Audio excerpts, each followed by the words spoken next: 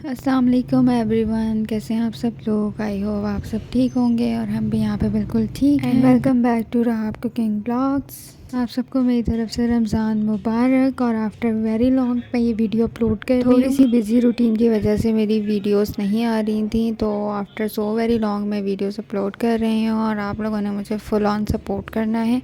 Video को like कर दें, शेयर कर दें एंड कमेंट कर दें। आज मैं आप लोगों के लिए लेकर आई हूँ चॉकलेट स्पॉन्ज केक की रेसिपी। ठीक है, क्विक एंड इजी रेसिपी। सबसे पहले मैंने यहाँ पे जो है वो हाफ़ कप मैदा ले लिया है, हाफ़ कप मेरे पास शुगर है, हाफ़ कप ही मेरे पास ऑयल है, हाफ़ कप मिल्क है, हाफ़ कप कोको पाउडर है और ये सारी चीज़ें मैंने ले ली हैं। और मैं सबसे पहले कोको पाउडर को और मैदे को अच्छी तरह से छान लूँगी ताकि इसके अंदर जो भी लम्स वगैरह हैं वो निकल जाएँ। तो फिर इस तरह से दोनों चीज़ों को मैं करूँगी मिक्स और अच्छी तरह से मिक्स करूँगी ताकि मैदा और कोको पाउडर आपस में अच्छी तरह से मिक्स हो जाएं। ठीक है, ये छोटी छोटी सी टिप्स होंगी जो आप लोगों ने अपने केक में बहुत ज़्यादा ध्यान रखना है इन सब चीज़ों का, और मेजरमेंट का आपने सबसे ज़्यादा ख्याल रखना है केक में। नेक्स्ट अब मैंने यहाँ पे जो है वो 2 अदद अंडे ले लिए हैं। ठीक है, और मैं इन दोनों को जो है वो अच्छी तरह से पहले बीट करूँगी। ठीक है, 2 अंडों को मैं पहले बीट करूँगी, उसके बाद फिर जो है वो मैं इसके अंदर डालूँगी अपनी पाउडर शुगर। अच्छा, यहाँ पे मेरे पास सिंपल शुगर थी लेकिन फिर मैंने उसको जो है वो पाउडर की फॉर्म में कर लिया था। अगर आप केक के बेकिंग में जो है वो बिगनर हैं तो आप अगर शुगर को पाउडर कर लें तो वही ज़्यादा आपके लिए बेहतर है, वो आपको बीटिंग में आसानी। लेकिन अगर आप बेकिंग करते रहते हैं, यूज़ टू हैं, तो आप जो है वो नॉर्मल शुगर भी यूज़ कर सकते हैं, आप उसको आसानी से कैरी कर सकेंगे। लेकिन यहाँ पे मैंने शुगर का पाउडर बना लिया था। ठीक है, पहले मैंने अंडों को अच्छी तरह से बीट किया है, उसके बाद अब मैं जो है उसके अंदर थोड़ी थोड़ी शुगर ऐड करूँगी और उससे भी साथ साथ बीट करूँगी। ठीक है, हमने अंडों को तब तक बीट करना है जब तक इन दोनों की क्वांटिटी डबल नहीं हो जाती और इसका जो है वो अच्छा सा फॉर्मी टेक्सचर नहीं बन जाता जिस तरह का हमें चाहिए। अच्छा, यहाँ पे मैंने सारी शुगर को एक साथ नहीं डाला, थोड़ा थोड़ा करके मैंने शुगर डाली है और साथ साथ बीटर को लो टू हाई पे करती रही हूँ। तो कम से कम अगर आप बीटर से कर रहे हो तो आपको जो है वो 1.5 से 2 मिनट लग जाएंगे। ठीक है, इसको प्रॉपर बीट करने में। लेकिन अगर आप फॉक या विस्की की मदद से कर रहे हो तो उसमें आपको जो है वो थोड़ा टाइम लग सकता है, यानी कि 5 से 15 मिनट लग सकते हैं। तो ठीक है, यहाँ पे मैंने थोड़ी थोड़ी शुगर डालकर इसको अच्छी तरह से बीट किया है और अभी मैं आपको दिखाऊंगी कि उसका क्रीमी सा टेक्सचर जो मुझे चाहिए था वो बन के रेडी हो गया है। ठीक है, जब वो टेक्सचर बन के रेडी हो जाएगा ना तो फिर मैं इसके अंदर जो है वो ऐड करूँगी ऑयल और मिल्क। ठीक है, तो आप लोग यहाँ पे चेक कर सकते हो कि मैंने इसकी स्पीड को हाई टू लो पे रखा है। ठीक है, जहाँ मुझे लग रहा था कि हाई करनी चाहिए वहाँ मैंने हाई की है, उसके बाद एंड में मैंने इसको जो है वो लो स्पीड पे मैंने इसको बीट किया है। ठीक है, और ये देखें इस तरह का क्रीमी फॉर्म मुझे चाहिए था और ये इस तरह से बन चुका है। अब मैं इसके अंदर ऐड कर दूँगी जो मैंने आपको स्टार्टिंग में बताया था, 1 कप मेरे पास यहाँ, हाफ़ कप मेरे पास यहाँ पे ऑयल है, हाफ़ कप ही मेरे पास दूध है। ठीक है, आपने ख्याल रखना है कि हर इंग्रेडिएंट रूम टेम्परेचर पर होना चाहिए। यहाँ पे मैंने मिल्क यूज़ किया है, मिल्क ना ज़्यादा वार्म था ना ज़्यादा ठंडा था, बिल्कुल रूम टेम्परेचर पे था। ऑयल का भी सेम यही था और अंडों का भी सेम यही था। अंडों का आपने बहुत ज़्यादा ख्याल रखना है कि वो रूम टेम्परेचर पे ही होने चाहिए। फ्रिज के अंडे आप लोगों ने बिल्कुल भी यूज़ नहीं करने हैं। ठीक है, उसके बाद मैंने ये सारी चीज़ें डाल कर ना एक दफ़ा और जो है वो इसको अच्छी तरह से बीट कर लिया है। ठीक है, तकरीबन आधे से 1 मिनट मैंने इसको बीट किया है ऑयल और दूध डालने के बाद ना। ठीक है, उसके बाद अच्छा मैंने इसके अंदर जो है वो वनीला एसेंस भी ऐड किया है। जब मैंने इसके अंदर दूध और ऑयल डाला है तो उसके बाद मैंने वनीला एसेंस भी 1 टीस्पून सॉरी इसके अंदर ऐड किया है। लेकिन अगर आपके पास चॉकलेट एसेंस है तो आप वो भी इसके अंदर इस्तेमाल कर सकते हैं, अगर नहीं है तो आप वनीला एसेंस इस्तेमाल कर लें, इसमें कोई ज़्यादा मसला नहीं है।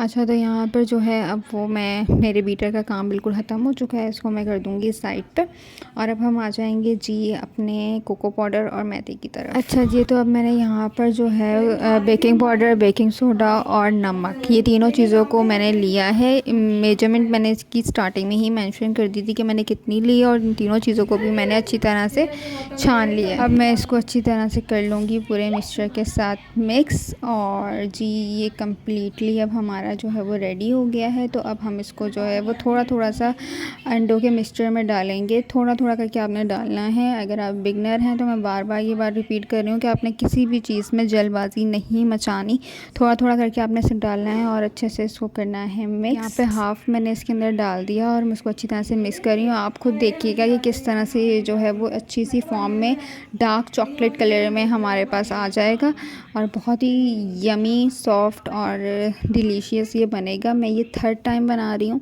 उसके बाद आप लोगों के साथ रेसिपी शेयर कर रही हूँ ताकि आप लोगों को कोई भी मसला ना हो। ये सिर्फ स्पॉन्ज केक है, तो इसके लिए मैं या आप लोगों के साथ जो नेक्स्ट है ना, अगर आप लोगों को गनाश वगैरह की भी रेसिपी चाहिए तो आपने मुझे कमेंट बॉक्स में बताना है, फिर मैं आप लोगों के साथ प्रॉपर केक की रेसिपी शेयर करूंगी। ये जस्ट मैं आप लोगों के साथ चॉकलेट स्पॉन्ज की रेसिपी शेयर कर रही हूँ, तो आप लोगों ने कमेंट्स करने हैं मुझे ज़्यादा से ज़्यादा, फिर मैं आपके लिए ये इंशाल्लाह प्रॉपर केक की रेसिपी लेकर आऊँगी, जिसके अंदर मैं आप लोगों के साथ ये भी शेयर करूँगी कि आप लोगों ने गनाश वगैरह कैसे बनानी है और उसकी लेयरिंग वगैरह कैसे करनी है। अच्छा, अगर आप इसके अंदर चाहें ना तो आप इसके अंदर चॉकलेट चिप्स भी ऐड कर सकते हो। मैंने जो स्टार्टिंग में 2 केक बनाए थे उसके अंदर मैंने चॉकलेट चिप ऐड किए थे, लेकिन आज मैंने बिल्कुल भी चॉकलेट चिप ऐड नहीं किए हैं। अच्छा जी, तो यहाँ पर मैंने ले लिया है केक मोल्ड, उसके अंदर मैंने इसको अच्छी तरह से ऑयल से ग्रीस कर लिया है। अब मैं इसके अंदर जो है वो लगाऊंगी बटर पेपर। ठीक है, अच्छी तरह से इसको आपने ऑयल के साथ ग्रीस करना है, बटर पेपर लगाना है और फिर आपने जो है वो अपना जितना भी हमने मिक्सचर बनाया है उसको फिर इसके अंदर डालना है। ठीक है, बटर पेपर आप अच्छी तरह से लगा लें। मैंने तो सारी पूरे साइड्स पे कवर कर लिया था। मेरा बटर पेपर थोड़ा बड़ा है तो मुझे डीमोल्ड करने में भी इसको आसानी होगी। तो ये आप चेक करिएगा, इतना थिक सा मज़ेदार सा जो है वो, इतनी प्यारी सी खुशबू आ रही थी ना चॉकलेट की। रोज़े में मैंने ये बनाया है, रोज़ा था मेरा और बहुत प्यारी सी इसकी खुशबू आ रही थी। तो अब आप लोगों ने ये ज़रूर ट्राई करना है और मुझे ज़रूर फ़ीडबैक देना है कि आप लोगों को ये रेसिपी कैसी लगी है। ठीक है, अगर आप मेरे चैनल पे न्यू हैं तो मेरे चैनल को लाइक कर दें, शेयर कर दें, कमेंट कर दें एंड सब्सक्राइब करना ना भूलिएगा और बेल आइकन प्रेस करना तो बिल्कुल भी नहीं भूलिएगा, क्योंकि अब मैं इंशाल्लाह मेरी पूरी कोशिश है कि रेगुलर वीडियोस अपलोड करूँगी आप लोगों के लिए। जिस तरह मैं आप लोगों के लिए पहले करती आई हूँ तो इसी तरह से मैं इंशाल्लाह और भी आप लोगों के लिए वीडियोस लेकर आती रहूँगी। ठीक है, आगे आपको पता है रमज़ान है, पूरा रमज़ान आप लोग के साथ कनेक्ट रहूँगी और अच्छी अच्छी रेसिपीज़ आप लोगों के साथ शेयर करूँगी, क्विक ईजी रेसिपीज़। ठीक है, अच्छा यहाँ पे मैं विदाउट ओवन इसको बनाया है, ज़ाहिर सी बात है। तो फिर मैंने यहाँ पे प्री हीट होने के लिए अपना एक पतीला रख दिया था और उसके अंदर स्टील का स्टैंड रख दिया था। अब मैंने इसको जो है वो 10 मिनट तक प्री हीट होने के लिए रखा था। उसके बाद 45 मिनट मैंने इस केक को दिए हैं और आफ्टर 45 मिनट आप इसकी चेक कर सकते हैं, आपके सामने है। मैंने टूथ पे इंसर्ट करके चेक किया था तो ये फुली बेक्ड हो गया था। ठीक है, अच्छा जी, तो सीन्स कुछ ऐसे थे कि आज पहला रोज़ा भी था और आज डेट है 12 मार्च, तो मतलब आज थी मेरी खुद की बर्थडे भी। तो फिर मैंने सोचा कि आज केक बनाया है तो इसके ऊपर जो है वो थोड़ा सा लिख भी देते हैं। तो यहाँ पे जो क्रीम मैं अपने डेजर्ट वगैरह में यूज़ करती हूँ वही मैंने ले ली है। ठीक है, और इससे मैंने यहाँ पे हल्की फुल्की सी डेकोरेशन कर दी है केक पे कि हैप्पी बर्थडे राहाब, क्योंकि आप लोगों ने भी कमेंट में मुझे हैप्पी बर्थडे विश करना है, विश करना ना भूलिएगा। ठीक है, और अपनी दुआओं में मुझे बहुत सारा याद रखिएगा। ये इसकी कुछ फाइनल लुक्स हैं। ठीक है, उम्मीद करती हूँ कि आज की रेसिपी आप लोगों को पसंद आई होगी। अगर पसंद आई है तो लाइक शेयर करना ना भूलिएगा, दुआओं में रखिएगा मुझे याद। इंशाल्लाह नेक्स्ट वीडियो में मुलाकात होगी, तब तक के लिए अल्लाह हाफ़िज़।